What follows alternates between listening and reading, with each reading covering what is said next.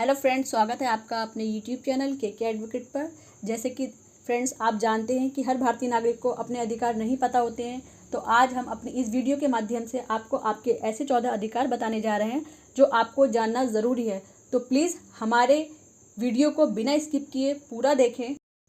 और अगर अभी तक आपने हमारा चैनल सब्सक्राइब नहीं किया है तो हमारा चैनल के एडवोकेट को सब्सक्राइब करें और बेल आइकन के बटन को भी दबाएं, जिससे हमारी आगे आने वाली वीडियोस आपके पास तक आसानी से पहुंच सके। तो आइए दोस्तों, चलते हैं हम अपने पहले अधिकार की तरफ।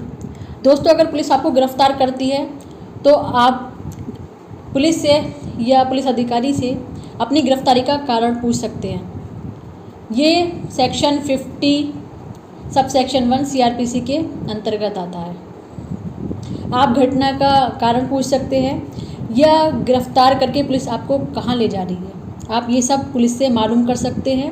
मैं आपको फिर एक बार बता दूं, सेक्शन 50 सब सेक्शन 1 CRPC के अंतर्गत आपको ये अधिकार प्राप्त है कि आप पुलिस से सवाल कर सकते हैं।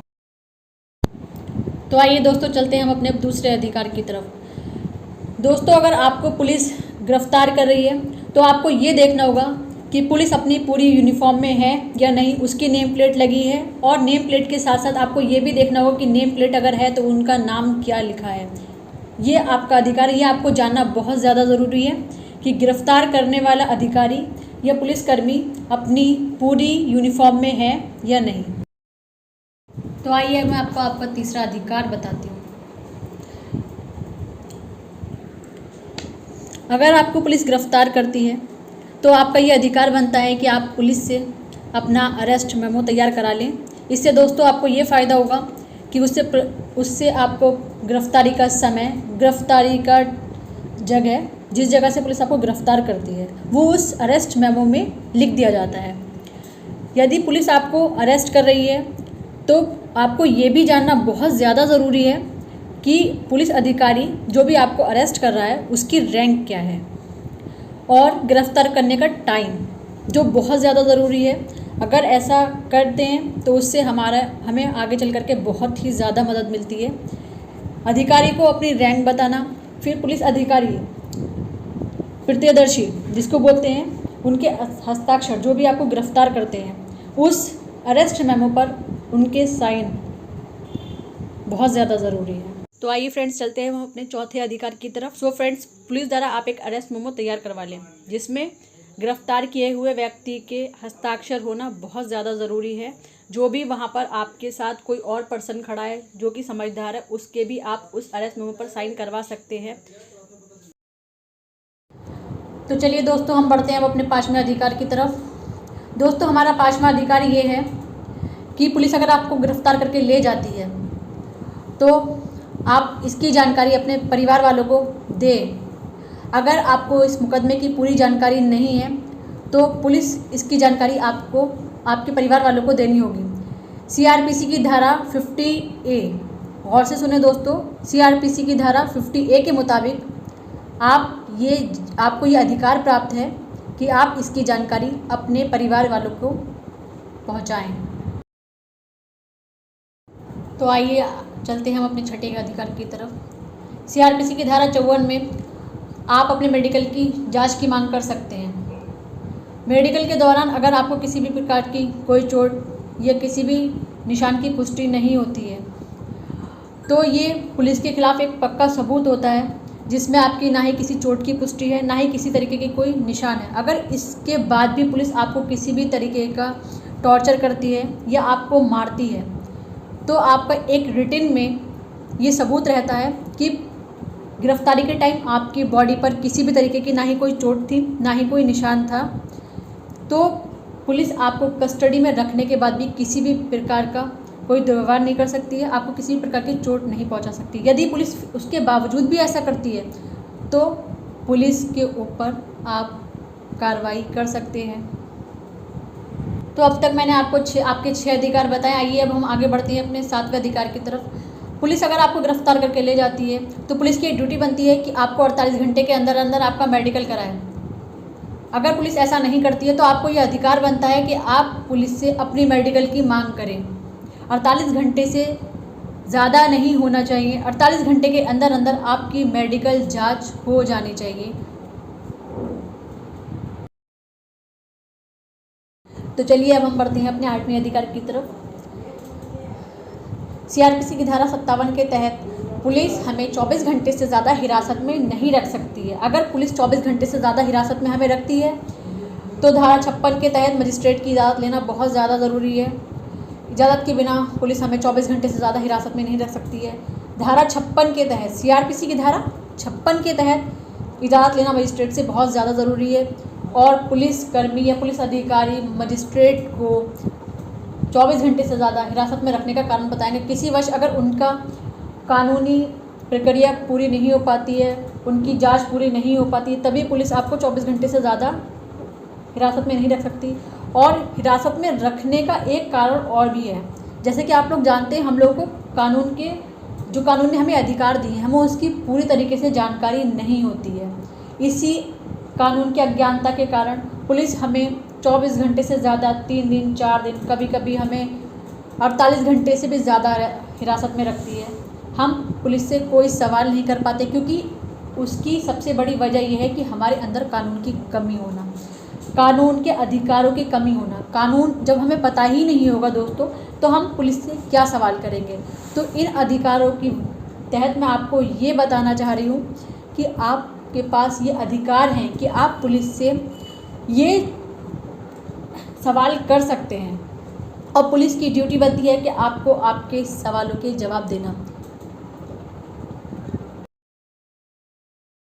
जैसे कि अभी तक मैंने आपको आपके 8 अधिकार बताए, आइए हम चलते हैं 9वें अधिकार की तरफ। पुलिस अगर आपको गिरफ्तार करके ले गई है तो आपको ये अधिकार है कि आप कभी भी जांच के दौरान अपने वकील से मिल सकते हैं, और साथ ही अपने वकील से बात कर सकते हैं। अगर वकील उस टाइम अवेलेबल नहीं है तो अपने परिजनों से इस पर्पस पे बात कर सकते हैं। ये हमारी सीआरपीसी की धारा 41D के मुताबिक है। सीआरपीसी की धारा 41D कहती है कि कोई भी व्यक्ति अपने जांच के दौरान कभी भी अपने वकील से मिल सकता है और अपने परिजनों से इस बारे में बातचीत कर सकता है।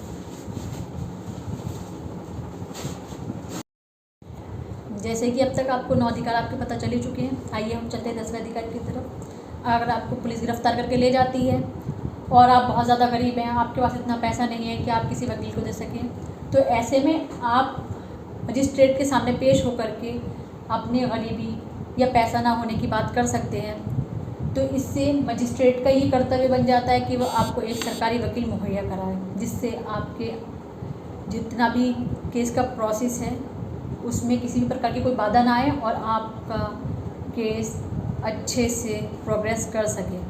तो दोस्तों, अब तक मैं आपको ये 10 अधिकार बता चुकी हूँ जो आपको जानना बहुत ज़्यादा ज़रूरी है। और आप जानते ही हैं कि हम लोगों में कानून की कमी की वजह से ही हम हमेशा बहुत ज़्यादा परेशानियों का सामना करते हैं। पुलिस हमें ले जाती है, 10-10 दिन जेल में रखती है, बहुत ज़्यादा परेशान करती है, मेंटली टॉर्चर करती है। तो अब तक ये 10 अधिकार आपको पता चल ही चुके हैं।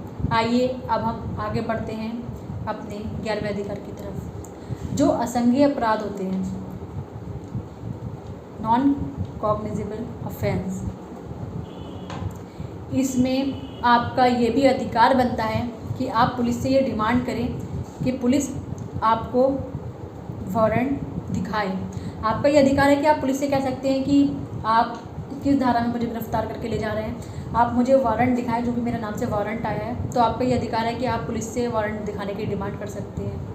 नॉन कॉग्निजेबल ऑफेंस जो होता है, यानी कि गंभीर अपराध जो होता है, उसमें पुलिस आपको वारंट बिना दिखाए भी गिरफ्तार कर सकती है। ज़रूरी नहीं कि आपको वारंट दिखाए। आइए चलते हैं हम अपने 12वें अधिकार की तरफ। सीआरपीसी की धारा 46 उपधारा 4 के तहत आपको, आपका मतलब किसी भी महिला को पुलिस सूरज डूबने के बाद और सूरज निकलने से पहले गिरफ्तार नहीं कर सकती है।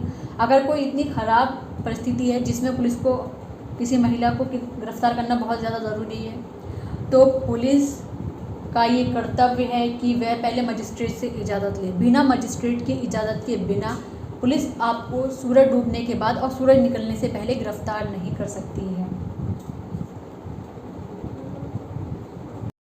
जैसा कि मैंने अभी तक आपको बताया है 12वें अधिकार में कि महिला को पुलिस सूरज डूबने के बाद और सूरज निकलने से पहले गिरफ्तार नहीं कर सकती।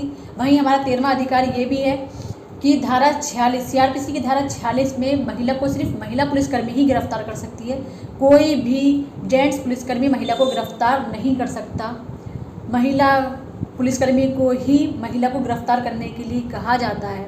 अगर किसी भी वजह से कोई भी ऐसी सिचुएशन होती है जहां महिला पुलिसकर्मी लीव पर होती है या उस थाने में मौजूद नहीं होती है, तो मजिस्ट्रेट की इजाज़त के बिना कोई भी जेंट्स पुलिसकर्मी महिला को हाथ नहीं लगा सकता है।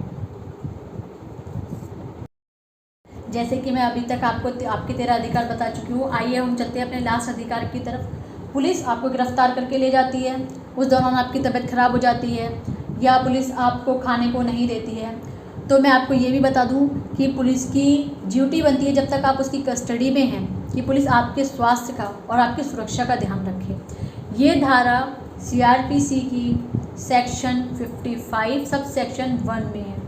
अगर पुलिस आपको किसी भी तरीके से स्वास्थ्य का ध्यान नहीं रखती है या आपको सुरक्षा नहीं देती है, तो आपका ये अधिकार बनता है कि सीआरपीसी की धारा 55 सब सेक्शन 1 के तहत आप पुलिस से अपनी सुरक्षा की मांग कर सकते हैं, अपने स्वास्थ्य की देखभाल की मांग कर सकते हैं।